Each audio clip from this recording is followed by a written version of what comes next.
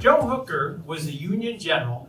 He almost lost the Civil War. I don't know necessarily whether that justified the insults that my friend Ray and I shouted as we biked past his birthplace on the Hadley Commons, Joe Hooker's birthplace. Yeah. But even though this is an evening about Valley lore and Joe Hooker is probably worthy of a story, I'm not going to tell you about him. I'm going to tell you about my friend Ray Gengenbach, the guy I was biking past Hooker's house with.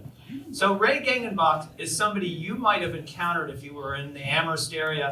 Anytime, I calculate, I don't know, anytime since the 1950s.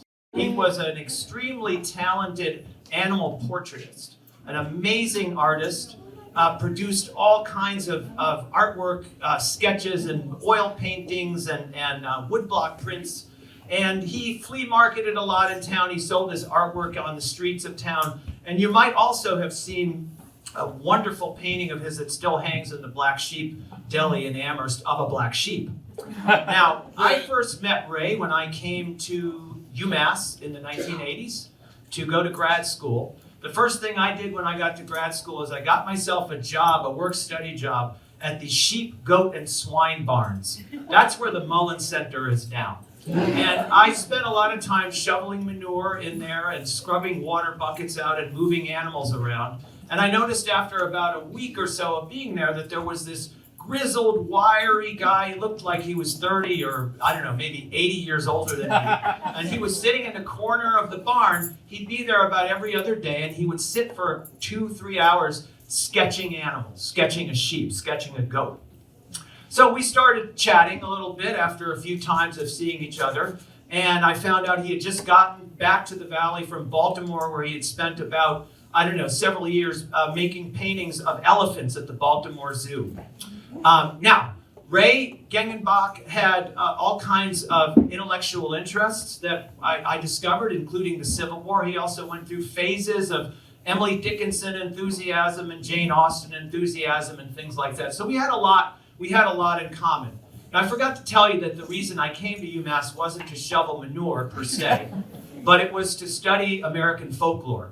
And in particular, over the years that I studied there, I developed an interest in a genre that folklorists call the local character anecdote. And a local character anecdote is a story that people in a community tell, typically about an eccentric individual in that community who somehow, whose behavior is just story-worthy. So for instance, in Leverett, there was a man named Baker Whipple who by reputation spent winter after winter in a farmhouse and never burned a stick of wood because he didn't want to waste the fuel.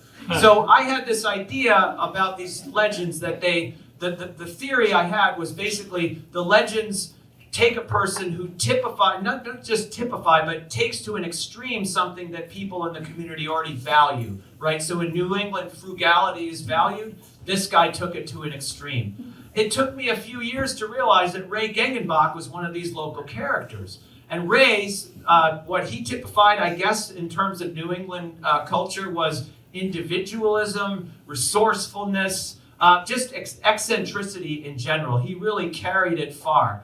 Besides our mutual intellectual interests, I discovered early on, we had a mutual enthusiasm for the outdoors. He spent a lot of time outdoors because that's where the animals were. That's where the squirrels and the frogs and the snakes were.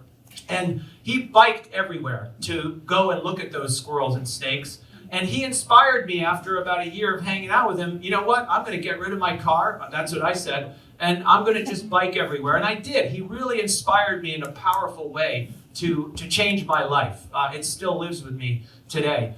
He had incredibly deep relationships with animals, conducive to making beautiful artwork about animals. His relationships with human beings, on the other hand, typically were quite strained. And even our own friendship, which I guess lasted 10 or 15 years, he would be very warm and effusive, and he embraced my family. He taught both of my kids how to draw, and then he would be withdrawn, and he wouldn't answer the phone. He wouldn't answer my postcards. He wouldn't come to the door. And I felt sad about it, but I realized that perhaps something I'd been missing about these local character anecdotes is that beneath the local character that the stories are told about, there's always some kind of tragedy.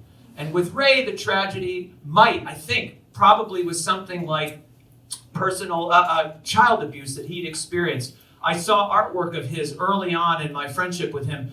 Many paintings he'd made of himself being bullwhipped by a parent. I mean, really dark, tragic stuff. On the other hand, you know, he broke through that so many times, and he was such a passionate and just an amazing and forceful person. And the story that really typifies Ray for me as I think about him is because he was such a voracious reader, he went to the Jones Library basically every day of the week. Sometime around 1990, the Jones Library said, you know what, we can't give you a library card anymore because we need a picture ID. This guy didn't drive, he had no driver's license. What was he going to do? So he went home, and then he came back to the library. A day later, he had drawn a pencil self-portrait of himself, and he presented it to the Jones Library. And to their credit, I gotta say, to their credit, they gave him the library card. Thank you.